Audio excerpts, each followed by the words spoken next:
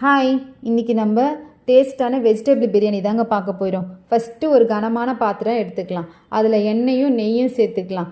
அப்புறம் பட்டை, லவங்கம், ஏலக்காய், பிரிஞ்சி இலை போட்ட உடனே வெங்காயம் சேர்த்து ப்ரௌனிஷாக வர மாதிரி வதக்கிக்கலாம். கொஞ்சம் புதினா, கொத்தமல்லி ஆட் பண்ணிக்கலாம்.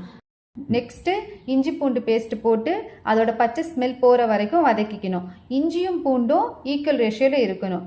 அப்புறம் மிளகாய்த்தூள், கரம் மசாலா, கூடவே தக்காளியும் ஆட் பண்ணி நல்லா வதக்கினதுக்கு அப்புறமா நம்ம கட் பண்ணி வச்சுருக்க எல்லா வெஜிடபிள்ஸையும் ஒன்று ஒன்று ஆட் பண்ணி நல்லா வதக்கிக்கலாம். தண்ணிக்கு பதிலாக தேங்காய் பால் சேர்த்தோன்னா டேஸ்ட் இன்னும் சூப்பராக கொடுக்கும். இன்றைக்கி நாங்கள் சீரக சம்பா அரிசி தான் எடுத்திருக்கோம். அது 1 டம்ளர் அரிசிக்கு 2 டம்ளர் தேங்காய் பால்ன்ற மாதிரி நம்ம யூஸ் பண்ணிக்கலாம். நல்லா கொதி வந்ததுக்கு அப்புறமா அரிசி போட்டு சம அளவு வந்ததுக்கப்புறம் 20 மினிட்ஸ் தம் போட்டு இறக்குனீங்கன்னா சூப்பரான வெஜிடபிள் பிரியாணி ரெடி.